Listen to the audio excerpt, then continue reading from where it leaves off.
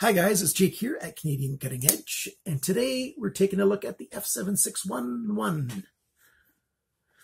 I don't know if they're going to be doing any other colors. The last one, stands for satin blade.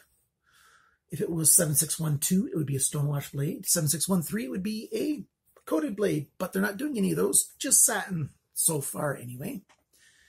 If you look at Ganzo's website, they're changing up the colors. Finally, there is no orange G10 version of this knife. You've got this OD green, although unfortunately on the colors on even GearBest, on GearBest and on Ganzo's website, on some of them, the colors for this knife on the pictures show a much lighter tan color instead of this green. And people are going to be expecting that, and they're not going to be getting it. They're going to be getting this green color if they order the green one. Buyer beware. Some of the pictures at Ganzo's website show the dark green. So they got this dark green. They've got a digital camo. They've got black. And then they've got carbon fiber. The carbon fiber one costs about 25% more than the others at GearBest, and GearBest has a flash sale on these on, the sale's going to be over probably by the end of today, the day this goes live. So the viewers who jump on my videos right away, you got a good chance of getting these while they're on a really good sale. The rest of you guys, you might have to pay full price or wait for the next sale. Totally up to you. I think this is a pretty decent knife. That's my initial summation of this thing. But why don't you stick around and I'll tell you all about the details.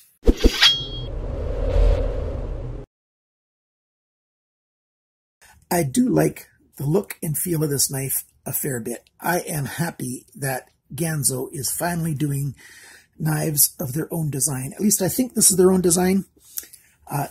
If you know this design from somewhere else, as a very, very close copy, not just a general shape, but a very close copy, please let me know, because I think this is probably an original by Ganzo.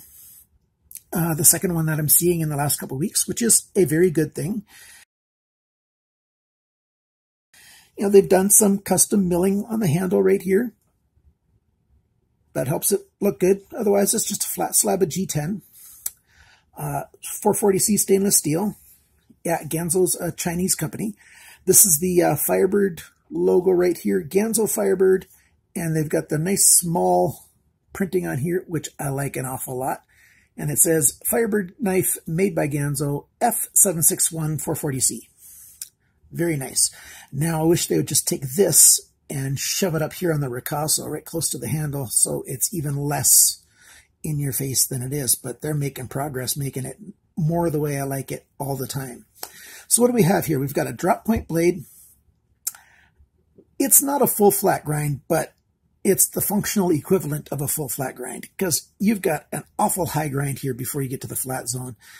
So I'm not going to call this a saber grind. I'm going to call this a high flat grind. You might call it a high saber grind. Sure, go ahead. We've got Ganzo's access lock, which they call a G-lock right there. A little bit of jimping up here. Thumb riser with just a tiny bit of jimping on the thumb riser right there. Just two little jumps. And then 4 here. And then we've got jimping in the back spacer, just a little bit there. And then none on the rest of the handle here. Pocket clip is right, left, tip up. Lanyard hole is right here. Good spot for it. The handle, very comfortable in just about any kind of grip that you want to hold it in. It just works. My hands are large, bordering on extra large, and I've got just a tiny bit of real estate left right there. My hand size is between 10 and 11 in the European sizes. Use this knife for quite a long period of time before it starts getting hot in the hand. Very good for that. It's a good slicer because of this high flat grind without being too thick in the spine of the blade here. It could be a little thinner at the edge, and I'll give you those measurements a little bit later. My target for 440C steel is if they can get it down to 0.5 millimeter right behind the edge there. That's my target, and they got close to it on this. You can buy this in 3 different colors of G10, as I mentioned before, or carbon fiber. I like the swedge down here across this sort of drop point. It almost feels like it swells up, but it doesn't. It just sort of really slowly drops down. You've got enough of a flat area here to clamp onto most of your sharpening systems that use a clamping system. And this is G10 in the back spacer here as well. Everything's nicely rounded, or chamfered. There's no sharp edges except for this one right here. I've sharpened it up on my TS Prof sharpening system, and it sharpened up, very well, just like 440C always does. And we've got that blue anodized hardware all over the place, except for this middle screw right here. It didn't seem to get an awful lot of blue on it. I'm starting to get tired of Ganzo's blue anodization all over the place. They leave the satin on the axis lock here. I just wish they'd leave satin on all of these screws, and then give you the option to buy blue hardware if you want blue hardware. And then do a multiple colors. Do a Gunsmoke gray hardware that they could buy if they want to. Or, all kinds of options. Instead of putting it on the knives, just do satin all over the place. And let people buy more stuff from you, Ganzo. Some of us are getting tired of the blue. The nice spoon pocket clip here, very functional. It goes pretty high in the pocket. A little over 1/2 inch sticking out of your pocket. Let's take a look what that looks like. Just like that. About not quite 1.5 centimeters, just a little over 1 centimeter of knife sticking out. And, it's not too in your face. Quite good. And it holds well enough that, it's a very good pocket clip. Of course, they got the idea for this pocket clip from Spyderco. And they've been using this pocket clip for a couple of years now, and it's a very good pocket clip. I do very much like that there's 3 screws on here. That keeps this pocket clip super secure. 2 screws would probably be enough, but a little bit of overkill is not a bad thing in this regard. I like that although it's rounded over screws here, they recess them a little bit. And so the screws, so you can see them right there, but if I go sideways, now you can't see the screws anymore because they've been recessed in. So that's a really good thing. Even the main pivot screw here is partially recessed. You can see it sticking out just a little bit right there, but not an awful lot. Same on the other side. And that's a good thing. You can see some of the sanding down here on the sanding lines. As one thing I don't like is how soft these lines are right here for the plunge line, and then that line up there, and up here by this swedge. Everything's soft on this knife. I prefer nice crisp lines. That's a personal taste thing. It doesn't make the knife any better or worse. It's just a taste thing. So if you like nice crisp lines, recognize that this knife has got softer lines than most Ganzos where the transitions happen. All right, let's zoom in a little bit and do all the dimensions for you guys. Cutting edge, 8.66 centimeters, 3.41 inches. Blade length, just a tiny bit bigger, 8.77 centimeters, 3.45 inches. The blade thickness, and I measured right here behind the thumb studs, 3.14 millimeters. That's 0.1235 inches. The thickness of the edge behind the grind, so we're talking right there, just after the final grind, how thick the piece of steel is, this way, right there. That's an important measurement, and I haven't talked about why that's important for a long time, so let me do that now. The thicker it is right behind the grind right there, the harder the knife has to work to get started to go through any item. If it's too thin behind the grind, then your tip is going to be weak. It'll chip easy, it'll roll over easy, it'll break. The better the steel is, the higher the quality of the steel is, nice premium powder steels, they can go thinner before suffering from those weaknesses. Now you get a softer steel, a lower quality steel, and you just have to have it thicker because, you need that extra strength back there because the steel's not going to handle it. I'm seeing a lot of knives going out at GearBest right now, a couple of brands that are fairly new in the last 4 or 5 months. They're often using 3CR13, which is a steel that's much better suited for axes and hatchets and stuff, and they're using it for knives. 3CR14, 4CR something. A lot of these knives are just too soft in this modern age, in 2018, to be good budget knives, and they have to be a little bit thicker behind here to last.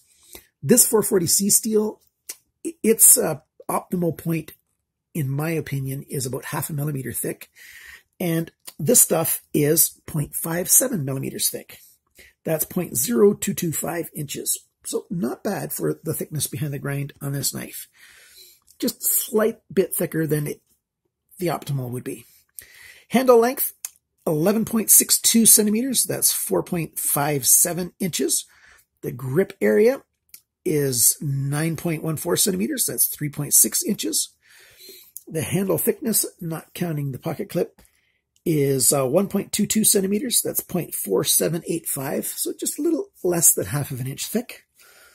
And the full length of this knife when the blade is deployed is 20.35 centimeters, just under 8 inches. It weighs 121 grams, which is 4 1/4 ounces. Not bad. For a knife that's 8 inches, 4 1/4 ounces isn't bad. And this length, almost 3.5 inch blade, not bad. The ratio between blade length and handle length is pretty good. It feels good in hand. You get a really good grip. A nice finger choil here, so you've got a lot of protection. If you do need to use this knife in a stabbing kind of motion and it stops abruptly, that's going to protect your hand from sliding up over the blade very well. The axis lock works just great, so you can, I don't have a lot of room here, but the knife can be flipped open and closed easily just using that axis lock and a little bit of wrist action. I do like the carbon fiber version of this knife. Maybe I'll be getting one. I'm not sure. The price is not bad. Right now it's on sale, like I said at the beginning of the video. US dollars, $13.99 plus about $2 shipping. Canadian dollars, $17.85 plus about $2.50 shipping. Euros, 11.84, 1.67 for shipping. And pounds sterling, it's about 10.53 with about 1.50 for shipping. And the way GearBest works with their shipping is the more you buy of something, the lower the shipping cost goes per item. So that's a good thing. Not a bad price at all. And so hopefully you're going to jump on this before the sale is over and before they run out of stock. The stock is pretty low on some of the colors on this knife. What are the good things I like about this knife? It's a good design. I'm really happy that Ganzo's doing their own design work, their own in-house stuff. The pivot is very smooth, and the skeletonization. And it's comfortable. It's secure. The lock locks up very good. You can see right there. Just look carefully. You can see that little scuff spot on there. That's about 2.5 millimeters. That's how far the lock arm is going over the tang of the blade. Very secure. It sharpens well because it's 440C. I like this sharpener's choil right up here, so when you're sharpening the knife, you're not going to mess up the ricasso and the plunge line and everything. That's a good thing. The jimping on here is good. There's so many different ways to hold this knife.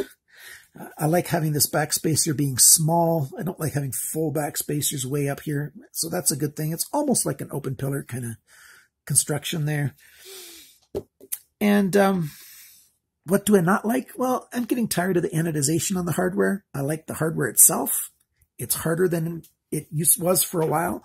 There was a time when Ganzo was making soft hardware and that really sucked, but this is pretty good.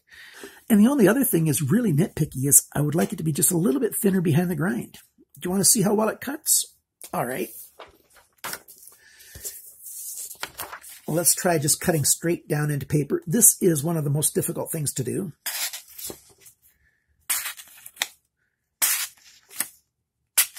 If a knife isn't very sharp, you can't do this. And so it has to be pretty sharp to do that. Anybody can go down and slice across this way, like when you're cutting through steel, cutting through paper, you're not cutting through steel. But this is going straight down and not, sliding across. And it has to be nice and sharp for that. And it is, because I sharpened it myself.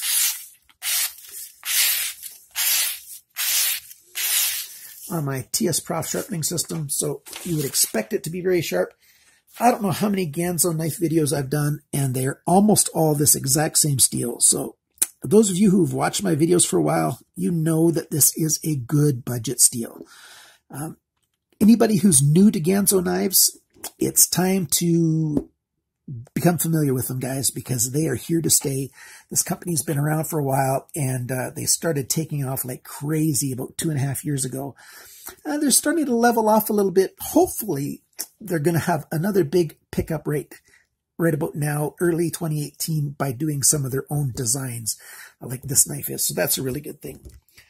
If you are looking for another knife and you want to buy something that doesn't break the bank, and you don't mind 440C, it's a solid budget steel, check out this knife. I think you're going to be happy with it. And for the reasons that I've given twice already, I'm not going to do it all over again. Thank you so much for watching my channel. Thank you very much to my Patreon supporters. You guys rock. And if you're not yet a Patreon supporter, there's a little bit of an incentive. Patreon supporters get into a knife draw just for them every single month. And they get a knife that's usually worth around $35, $40, $45. So that's a good thing. And there's only about 16 of them right now. So if you want to get in on that, consider becoming a Patreon supporter. Thank you so much for those of you guys who help me out in all kinds of other ways by simply liking the videos, subscribing, sharing, all that other good stuff. When you're handling a knife, remember, cut towards your chum and not your thumb.